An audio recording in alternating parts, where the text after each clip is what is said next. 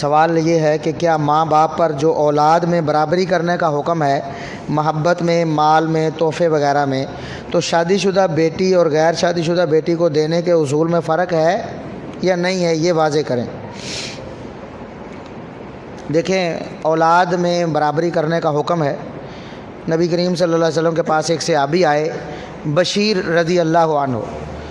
وہ کہنے لگے، اللہ کے رسول، میں اپنے بیٹے نعمان کو ایک غلام دینا چاہتا ہوں، آپ گواہ بن جائے ذرا کہ یہ غلام میں نے اپنے بیٹے نعمان کو دیا۔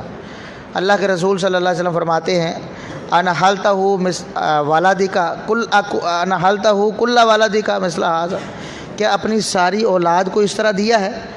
کہنے لگے، نہیں اللہ کے رسول، یہ تو میں اس کو دے رہا۔ آپ نے فرمایا کہ اتشہدونی علی جور، ایک روایت میں لا تشہدنی علی جور، ظلم پر پھر مجھے گواہ نہ بناؤ، بطور تنبیہ فرمایا یہ ظلم ہے، ایسے نہ کرو۔ اولاد کو جب تحفہ دینا ہے تو برابر دینا ہے۔ اس میں بہت ساری افراط و تفریط ہمارے معاشرے میں ہوتی ہے۔ ہم کہتے یہ ہیں کہ ہم بچوں کی شادیاں کرتے ہیں نا، صاحب حیثیت ہیں، لاکھوں روپے لٹا دیتے ہیں۔ بیٹیوں کو اگر جہیز دیتے ہیں تو کہتے ہیں کہ وراثت میں حصہ ختم ہو گیا، جہیز نہیں دیا۔ وہ بھی بیٹیوں کو تو آپ پر دینا فرض تھا کیونکہ آپ نے بیٹوں کو دیا تھا۔ جس کے پاس کچھ نہیں ہے اس نے بیٹوں کو بھی کچھ نہیں دیا، بیٹی کو بھی کچھ نہ دے، کوئی حرج نہیں۔ لیکن جس نے بیٹوں کی شادیوں پہ 10-10 لاکھ خرچ کیا ہوا ہے، 15-15 لاکھ خرچ کیا ہوا ہے، بیٹی کی شادی پہ 2-3 لاکھ کا جہیز دے کر کہتا ہے وراثت سے فارغ کیا۔ وراثت میں تو وہ اسی طرح حقدار رہے گی جس طرح بیٹے ہیں۔ حصہ اللہ نے آدھا مقرر کیا، اس کو آدھا ملے گا، لیکن وارث وہ بنے گی۔ یہ جو آپ جہیز اسے دے رہے ہیں نا، یہ آپ اس لیے دے رہے ہیں کہ آپ نے بیٹوں کو بھی دیا۔ جتنا بیٹے کی شادی پہ صرف کیا ہے، اسلام کہتا ہے تم پر فرض ہے کہ بیٹی کی شادی پہ بھی اتنا صرف کرو۔ یہ الگ بات ہے کہ جہیز کی جو صورت ہمارے معاشرے میں رائج ہو گئی ہے، ڈیمانڈ ہے سسرال کی طرف سے، یہ تو لعنت ہے، اس کا کوئی جواز نہیں۔ ایک شخص کے پاس ہے، مالدار ہے، وہ بطور تحفہ دینا چاہتا ہے اپنی وسعت کے اعتبار سے، اپنے ماحول کو دیکھ کر، اپنے معاملات کو دیکھ کر، اپنی طاقت کے مطابق جس طرح بیٹوں کی شادی پہ خرچ کیا، بیٹیوں کو بھی دینا ہے۔ باقی یہ جو پوچھا گیا ہے کہ شادی شدہ اور غیر شادی شدہ بیٹی کو دینے کے اصول کیا ہیں، بھی دیکھیں، جب وہ بیٹی غیر شادی شدہ تھی وہ بھی آپ کے پاس تھی، اس پر بھی آپ خرچ کرتے، اس کی تعلیم پر بھی، اس کے علاج معالجے پر بھی، کھانے پینے پر بھی، رہائش پر بھی، لباس پر بھی۔ اسی طرح یہ اب چھوٹی ہے، بڑی ہوگی تو اس کی بھی شادی کرنی ہے۔ بات سمجھ رہے ہیں نا؟ تو شادی پہ تو برابر خرچ ہوگا، بیٹوں کی شادیوں پہ بھی اور بیٹیوں کی شادیوں پہ بھی۔ جتنا اللہ نے آپ کو دیا ہے اس استطاعت سے بڑھ کر نہ بیٹے کی شادی میں خرچ کرے نہ بیٹی کی شادی۔ اسلام کیا کہتا ہے؟ شادی کرنی ہے تو ولیمہ کرو، ولیمہ فرض ہے۔ اور نبی پاک صلی اللہ علیہ وسلم نے پنیر سے، جو سے، کھجوروں سے بھی کر دیا، ستو پلا کر بھی ولیمہ کر دیا۔ آپ بھی ایسے کر دیں، چند لوگوں کو بلا لیں، نہ پوری دنیا کو بلائیں، پورا گاؤں، پورا شہر نہ بلائیں، پورے محلے کو نہ انوائٹ کریں۔ عبد الرحمن بن عوف رضی اللہ عنہ نے شادی کی ہے، نبی پاک صلی اللہ علیہ وسلم کو معلوم ہی نہیں، مدینے میں رہتے ہوئے۔ اور آپ نے پوچھا، لگتا ہے عبد الرحمن شادی کر لی؟ کہتے اللہ کے رسول کر لی۔ آپ نے یہ نہیں فرمایا بھی مجھے بھی نہیں بلایا، بھی میں نبی ہوں، رسول ہوں، مجھے بھی نہیں بلایا۔ اب یہاں کسی دوست کا نہ بلائے، اچھا ناراض ہو گئے، شادی تو نہیں بلایا انہوں نے۔ ٹھیک ہے، جتنی اس کی وسعت تھی، جو اس کے بس میں تھا اس نے کر لیا۔ نہیں طاقت تو بیٹے کی شادی پہ بھی کوئی ضرورت نہیں ہے، سادہ نکاح کر لے۔ گھر میں ایک فرد اور آ جائے گا، جہاں 5-7 لوگوں کا کھانا بنتا ہے 8 کا بن جائے گا۔ اللہ رب العزت فرماتا ہے قرآن میں کہ ان یکونوا فقراء یغنیہم اللہ من فضلہ، اگر یہ فقیر ہوں گے نا نکاح کرنے والے، اللہ اپنے فضل سے انہیں غنی کر دے۔ یہ تو اللہ کا وعدہ ہے نا، اللہ رب العزت خود انتظام کر دے۔ تو کوئی ضرورت نہیں ہے پھندا لینے کی، اپنی استطاعت سے بڑھ کر کرنے کی اور پریشان ہونے کی، قرض اٹھانے کی۔ یہ معاملہ بیٹوں اور بیٹیوں دونوں کی شادی میں برابر، اور شادی شدہ اور غیر شادی شدہ کا فرق خود ہی مٹ جائے گا۔ جب وہ شادی شدہ ہوگی تو اتنی دیر میں وہ بھی اتنا ہی اپنا حق لے چکی ہوگی جتنا آپ نے بڑی بیٹی کو دیا تھا۔ سوال ہے کہ اسحاق جالوی صاحب اور انجینئر مرزا علی صاحب کے مقاصد اور اہداف کیا ہیں؟ میں نے کل بھی بیان کیا تھا کہ اسحاق جالوی صاحب اور مرزا محمد علی انجینئر صاحب، ان کے اہداف ہیں کہ رافضیت کو صحابہ کرام کی دشمنی کو لوگوں کے ذہنوں میں ڈالا جائے، سنیت کو، اہل سنت کے عقیدے کو لوگوں کے ذہنوں سے نکالا جائے۔ اور جھالوی صاحب بھی جب تک زندہ رہے بھرپور کوشش کرتے رہے، جتنا جھوٹ بول سکتے تھے اتنا بولا انہوں نے، بلکہ اپنی حیثیت سے زیادہ بولا۔ جھوٹ بول بول کر صحابہ کرام کی عزت کو داغدار کرنے کی کوشش کرتے رہے۔ نبی پاک صلی اللہ علیہ وسلم کے صحابہ کرام پر جھوٹے الزامات اور بہتان لگاتے رہے۔ ان کے الفاظ میں آپ کو سناتا ہوں۔ یہ جو واقعہ میں نے صلح حدیبیہ کا بیان کیا نا، کہ نبی کریم صلی اللہ علیہ وسلم نے ان کی شرطیں منظور کر لی اور عمر رضی اللہ عنہ نے کہا کہ اللہ کے رسول آپ کمزوری والا معاہدہ کیوں کر رہے ہیں؟ کیا ہم مسلمان نہیں ہیں؟ کیا اللہ کا ہمارے ساتھ وعدہ نہیں ہے؟ کیا ہمارے مرنے والے شہید ہو کر جنت میں نہیں جائیں گے؟ آپ کیوں اس طرح کر رہے ہیں؟ یہ بات کی عمر رضی اللہ عنہ نے صرف یہ کہ نبی پاک صلی اللہ علیہ وسلم شاید ہم میں کمزوری دیکھ رہے ہیں، تو اللہ کے رسول ہم تیار ہیں لڑنے کے لیے۔ تو اللہ کے رسول نے فرمایا کہ نہیں، یہ مجھے اللہ کا حکم، میں اللہ کا رسول ہوں، چونکہ یہ میں بذریعہ وحی کر رہا ہوں، اسی میں بہتری۔ عمر رضی اللہ عنہ خاموش ہو گئے۔ اس بات کو بیان کیسے کیا ہے اسحاق جھالوی صاحب نے؟ اب اندازہ کریں، انداز بیان ہے۔ کہتے ہیں جب نبی پاک صلی اللہ علیہ وسلم نے یہ معاہدہ کیا تو عمر گل پہ گئے، عمر تے اٹھ کے گل پہ گئے۔ یہ دیکھیں، یہ صحابہ کرام لوگوں کے ذہنوں میں تاثر کیا دیتے ہیں کہ صحابہ کرام تو نبی پاک صلی اللہ علیہ وسلم سے الجھ جاتے تھے، گل پہ جاتے تھے نبی پاک صلی اللہ علیہ وسلم، نعوذ باللہ۔ اور یہ الفاظ آن دی ریکارڈ موجود ہے، کوئی سننا چاہے گا ہم سنا دیں گے۔ اسی طرح میں نے کل بھی بتایا تھا کہ وہ جس طرح دشمنان صحابہ کہتے ہیں نا کہ نبی پاک صلی اللہ علیہ وسلم کے فوت ہونے کے بعد سارے صحابہ نعوذ باللہ دین سے پھر گئے تھے، منافق ہو گئے تھے، صرف چند صحابہ بچے تھے جن کے وہ نام لیتے ہیں۔ بالکل بعینی ہی اسحاق جھالوی صاحب کا یہ عقیدہ ہے۔ کسی نے سننا ہے ہم سنا سکتے، ابھی بھی سنا دیں گے اس مجلس کے بعد۔ وہ کہتے ہیں کہ یہ جو تم بار بار کہتے ہو نا اللہ راضی ہو گیا رضی اللہ عنہم، یہ باتیں رٹی ہوئی ہیں تم نے، کہتے ہیں یہ شرک ہے، یہ شخصیت پرستی ہے، اس شرک سے بچ جاؤ۔ یہ تم صحابہ کرتے رہتے ہو نا، جھالوی صاحب کے الفاظ ہیں کہ یہ تم صحابہ کرتے ہو، یہ شرک ہے، اس شرک سے بچ جاؤ۔ کہتے ہیں کہ تم کہتے ہو نا رضی اللہ عنہم، اللہ راضی ہو گیا، کہتا ہے جن سے اللہ راضی ہوا وہ کوئی سارے ہیں؟ وہ تو چند ایک ہیں۔ جو اچھے تھے وہ تو چند ایک ہیں، نعوذ باللہ، باقی برے تھے۔ یہ جھالوی صاحب کے عقائد ہیں۔ ایسے ہی تو نہیں ہے کہ علماء اہل حدیث نے اتفاقی فتویٰ لکھا ان کے بارے میں اور سائن کر کے اتفاقی طور پر یہ امت کو بتا دیا کہ یہ شخص اہل حدیث نہیں ہو سکتا، بلکہ انہوں نے بتایا کہ یہ تقی آباد رافضی ہے، صحابہ کا دشمن ہے، اور کچھ باتیں کھل کر کہہ دیتا ہے، کچھ مخفی انداز میں کہتا ہے۔ اور پھر انہوں نے صرف فتویٰ ہی نہیں دیا، اس کے اقوال شروع میں نقل بھی کیے، اور نقل کر کے نوٹ کر کے اس کو بھیجے بھی کہ بتاؤ کہ واقعی تمہارے عقیدہ ہے کہ نہیں، کہیں ہم نے غلط تو نہیں لکھ دیا۔ ایک بات اس نے کہی کہ نہیں یہ نہیں ہے، باقی ساری باتوں کی اس نے تصدیق کی، حالانکہ وہ بات بھی کہہ چکا تھا۔ چلو انہوں نے کہا کہ یہ بات اس نے چھوڑ دی، باقی ساری باتوں کی اس نے تصدیق کی کہ صحابہ کے بارے میں واقعی میرا یہ عقیدہ اور نظریہ ہے، اور وہ بالکل رافضیت والا نظریہ تھا، اس لیے انہوں نے اسے کہا کہ یہ اہل حدیث اور اہل سنت نہیں ہو سکتا۔ یہ تو اسحاق جھالوی صاحب ہیں۔ اب رہ گئے انجینئر مرزا محمد علی صاحب جیلمی، ان کا بھی بالکل وہی عقیدہ ہے جو اسحاق جھالوی صاحب کا تھا، کیونکہ جو شخص اسحاق جھالوی صاحب کو غلط کہتا ہے، مرزا صاحب کہتے ہیں یہ اسلام دشمن ہے۔ علماء نے کہا نا کہ اسحاق جھالوی اہل حدیث نہیں، اہل سنت نہیں ہے، صحابہ کرام سے دشمنی رکھتا ہے، تو مرزا صاحب نے کہا کہ یہ سارے علماء اسلام دشمن ہیں۔ اتنے بڑے عالم پر کہتا ہے شیخ الاسلام ہے، اسحاق جھالوی کو کہتا ہے شیخ الاسلام، جو کہتا ہے چند صحابہ جنتی، چند صحابہ پر اللہ راضی، چند صحابہ اچھے باقی سارے برے، نعوذ باللہ۔ اس کے بارے میں کہتا ہے کہ یہ دنیا میں اس وقت سب سے بڑا اسلام کا عالم ہے۔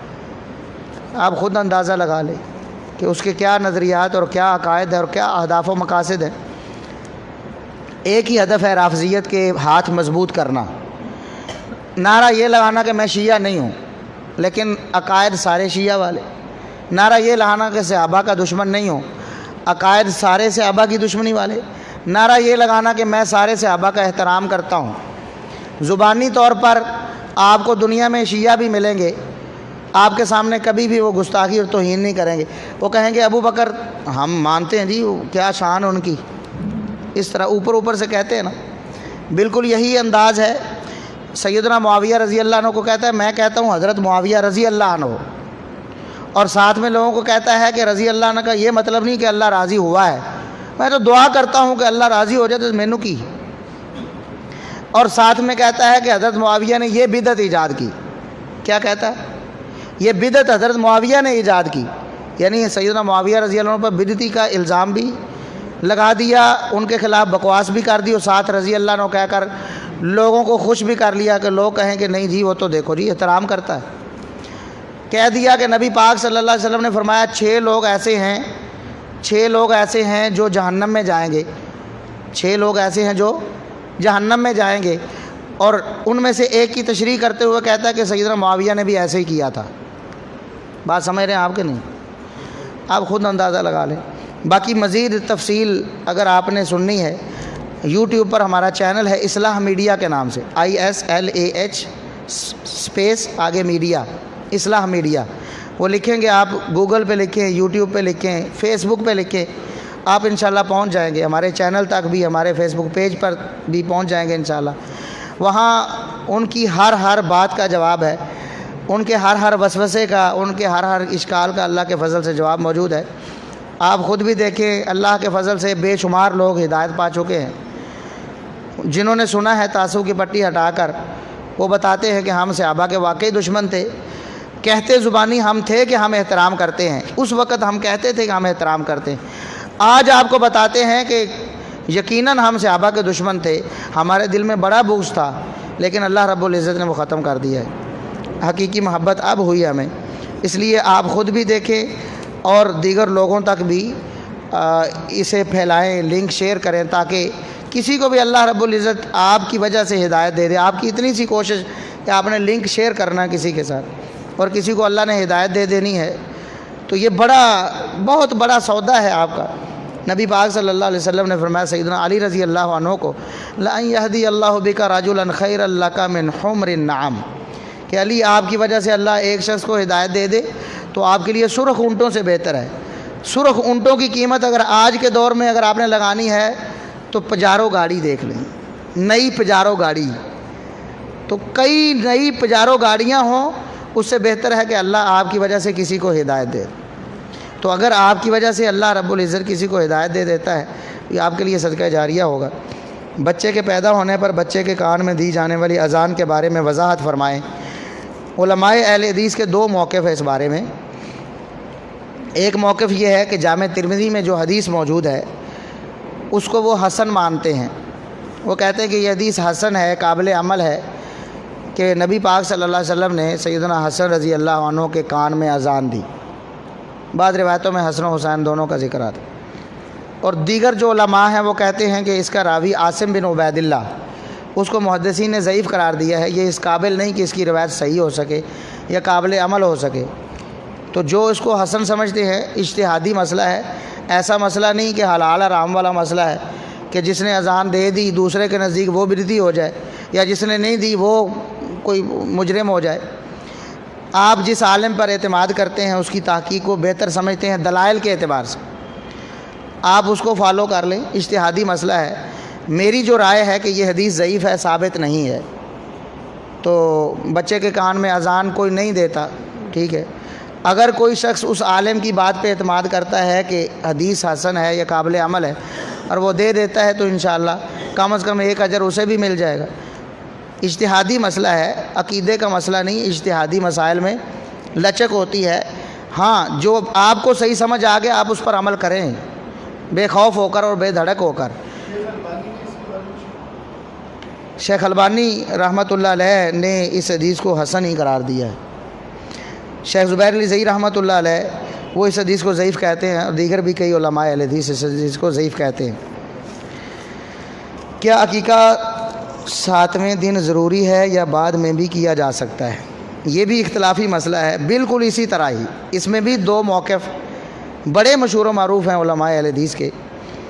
جامع ترمذی میں جو حدیث ہے، نبی پاک صلی اللہ علیہ وسلم نے عقیقے کے بارے میں فرمایا کہ یذبح عنہ یوم سابعہ، بچے کے پیدا ہونے کے 7ویں دن بچے کی طرف سے جانور ذبح کیا جائے گا۔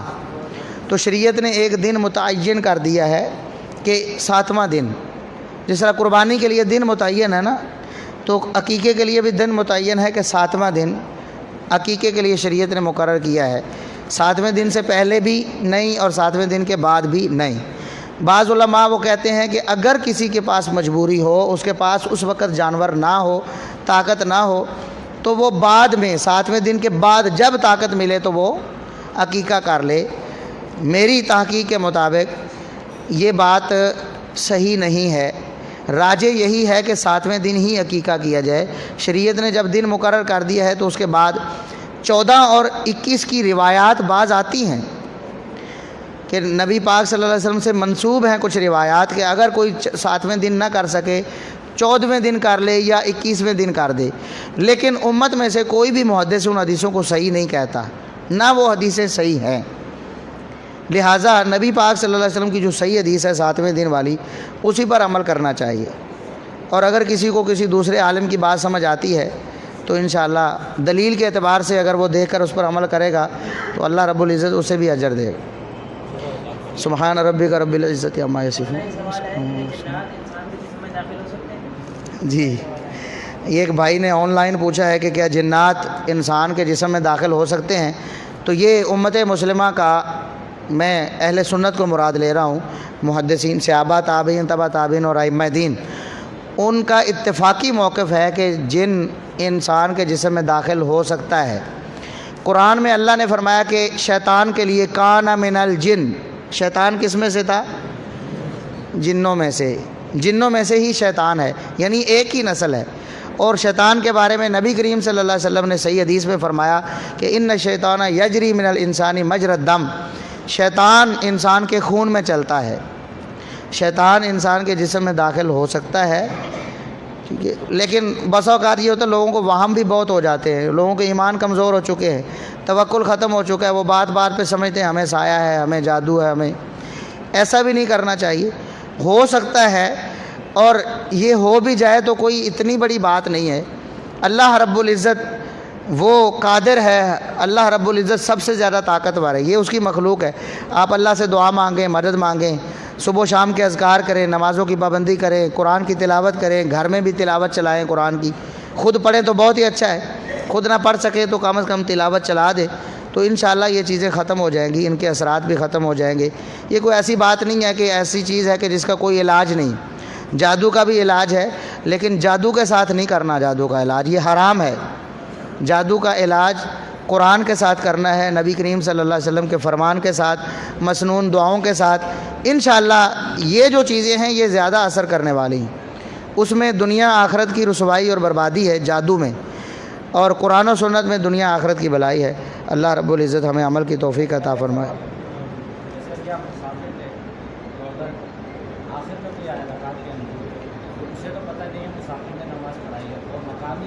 امام موجود ہے تو مسافر نے نماز پڑھی، اس کی فضیلت بتائیں، اور جو مسافر ہے شخص اس کی اگر نماز جیسے رہ گئی ہے کسی علاقے میں تو اپنے مقام پہ جا کے کس طرح کی؟ بھائی نے پوچھا ہے کہ اگر کوئی شخص باہر سے آتا ہے، نماز ہو رہی ہے، امام مسافر ہے، تو اسے کیسے پتہ چلے گا کہ امام مسافر ہے یا مقیم ہے؟ بھائی وہ کیا ہے، وہ کیا ہے، وہ مقیم ہے نا، آنے والا، وہ آیا ہے مسجد میں اپنے گھر سے اٹھ کر، امام صاحب جو بھی نماز پڑھ رہے ہیں، مسافر ہو یا مقیم ہو، اس کی نماز ایک ہی ہے، اس کی نماز میں کوئی فرق نہیں آنے والا۔ اللہ اکبر کہہ کر شروع کرے گا، اس کی پہلی رکعت ہوگی۔ مقیم ہے امام تب بھی اسے نہیں پتہ کون سی رکعت ہے، وہ سارے تو نماز پڑھ رہے، کسی سے آ کر پوچھنا تو نہیں بھی کون سی رکعت ہے، آ کر نماز شروع کرنی ہے نا۔ ہو سکتا ہے کہ وہ ٹائم کا حساب لگائے کہ 10 منٹ ہو گئے ہیں تو شاید چوتھی رکعت ہوگی، ہو سکتا ہے 3 منٹ نماز ہی لیٹ کھڑی ہوئی ہو، یہ بھی ہو سکتا ہے نا۔ تو وہ تو اس کے پاس کوئی سورس نہیں ہے اس بات کا کہ امام صاحب کی کون سی رکعت ہے۔ آنے والے دور میں تو شاید ہو جائے، امام صاحب کوئی سینسر لگا ہو، جتنے سجدے کر لیے اتنی رکھتے ہیں، ابھی تک ایسی کوئی بات نہیں۔ جو آئے گا اس نے اپنی پہلی رکعت شروع کرنی۔ ہاں جی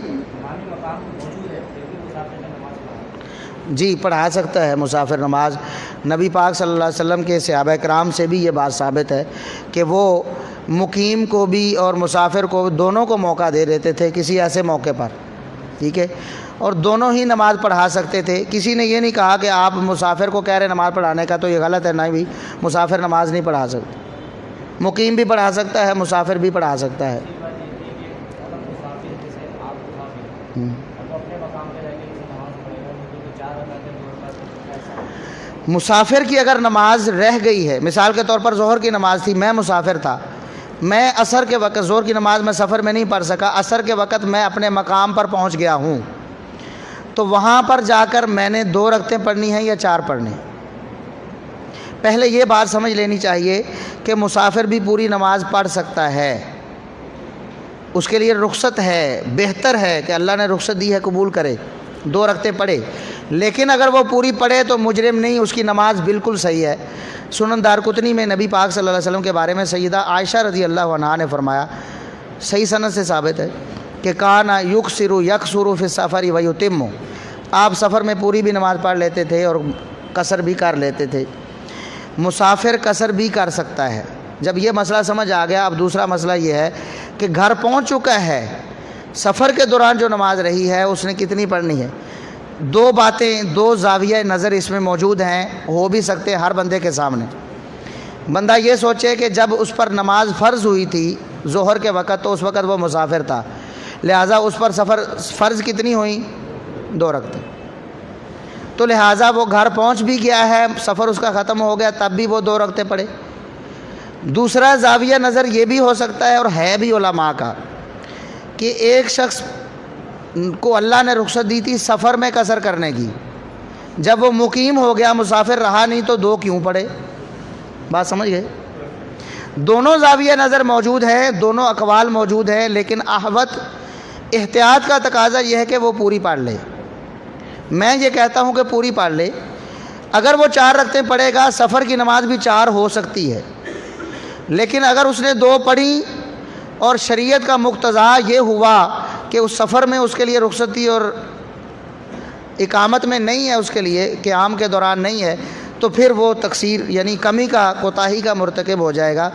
बहरहाल उलमा के दोनों मौक़िफ़ इसमें भी मौजूद हैं, मसला इज्तिहादी है। मुझे ये बात अच्छी लगती है कि जब आप सफ़र में हैं, सफ़र की रही हुई नमाज आप क़याम में जाके पढ़ें तो पूरी पढ़ें। इसी तरह आप इकामत की हालत में, मुकीम होने की हालत में नमाज का वक़्त हो गया, लेकिन किसी मजबूरी की बिना पर आपने पढ़े बगैर सफ़र शुरू कर दिया, तो सफ़र की हालत में भी आप पूरी नमाज पढ़ें। एहतियात का तकाज़ा यही है कि अगरचे सब मुसाफिर हैं आप, लेकिन जब फ़र्ज़ हुई तो उस वक़्त 4 रकत ही थी ना, तो जब उस वक़्त 4 रकत थी तो आप पर 4 ही लाजिम है। बेहतर यही है कि आप दोनों मामलों में एहतियात का पहलू वो मद्देनज़र रखें।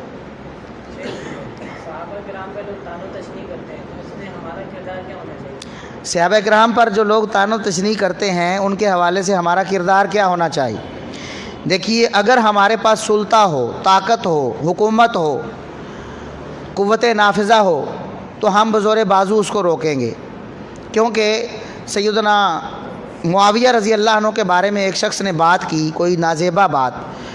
रावी कहते हैं कि मैंने उमर बिन अब्दुल अज़ीज़ जो खलीफा राशिद है, सभी मानते हैं, चाहे वो सुन्नी हो, हत्ता कि शिया हज़रात भी उमर बिन अब्दुल अज़ीज़ रहमतुल्लाह अलैह को इज़्ज़त की निगाह से देखते हैं, और वो इसलिए उनको गलत फ़हमी हो गई है।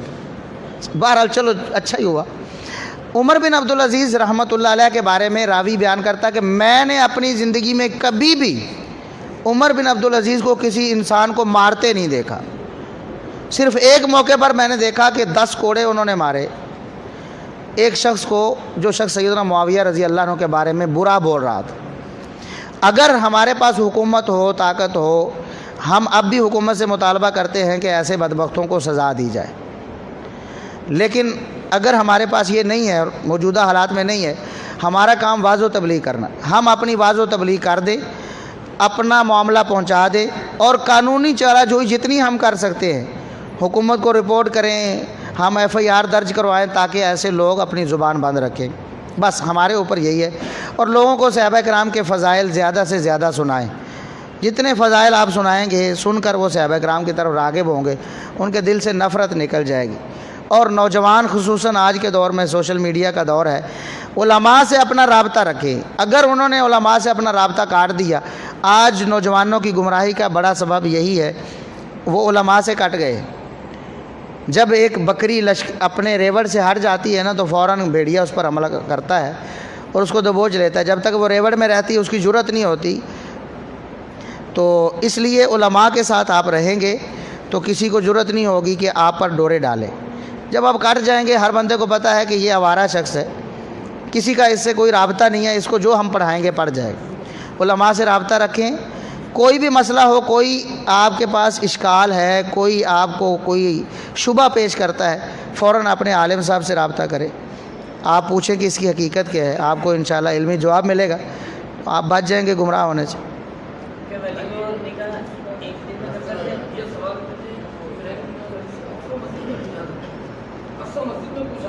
ہاں جی جی جی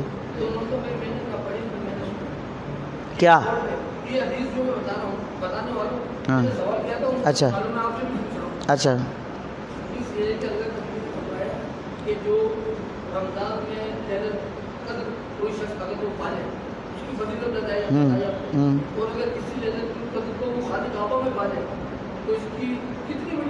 نہیں, انہوں نے صحیح کہا, میں نے بھی نہیں سنی نہ پڑھی.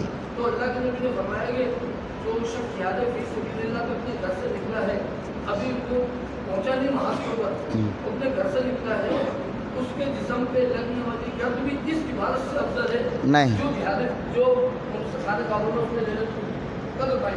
انہوں نے کہا میرے لیے میں بھی یہی کہتا ہوں, میں بھی یہی کہتا ہوں کہ نہ ایسی کوئی حدیث میں نے سنی ہے نہ پڑھی ہے. یہ بھائی نصر جاوید جو ماسکو میں ہوتے ہیں, چلے ان سے آپ پوچھا جا سکتا ہے, وہ ابھی زندہ ہیں, وہ ابھی زندہ ہیں, آپ ان سے رابطہ کریں, اس میں پریشانی کی کون سی بات. جیسے آپ نے جانا سے رابطہ کرو تو میں نے اسی میں میں نے بتا دیا ہے. میں عرض یہ کر رہا ہوں کہ نصر جاوید صاحب بھی ابھی زندہ ہیں, ان سے رابطہ بھی ہو سکتا ہے. آپ ان سے رابطہ کر کے پوچھ لیں کہ اس کا حوالہ ہمیں دے دیں.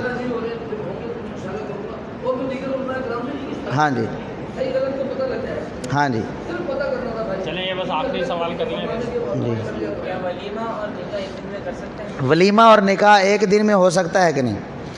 ولیمے کے لیے نکاح شرط ہے, نکاح شرط ہے. نکاح ہو جائے تو آپ کسی بھی وقت, اسی دن, اگلے دن, 8 دن تک بھی آپ ولیمہ کر سکتے ہیں, بعد میں کیا جا سکتا ہے. نکاح شرط ہے. بعض لوگوں کے ہاں ایسا رواج بن گیا نکاح سے پہلے ہی, وہ انہوں نے لڑکی لڑکے کی شادی کرنی ہوتی, وہ ایسا سسٹم بناتے ہیں پہلے ہی ولیمہ کر کے فارغ. جب لڑکی کی بارات آئی تو اس کے ساتھ ہی کر دیا, جب لڑکا جائے گا پھر دیکھی جائے, ولیمہ پہلے ہی ہو گئے. یہ ولیمہ نہیں ہوتا. ولیمہ ہوتا ہے نکاح کے بعد.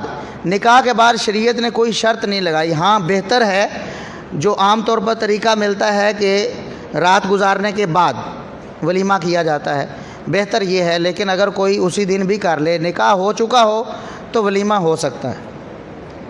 سبحان ربک رب العزت عما یصفون وسلام علی المرسلین والحمد للہ رب العالمین.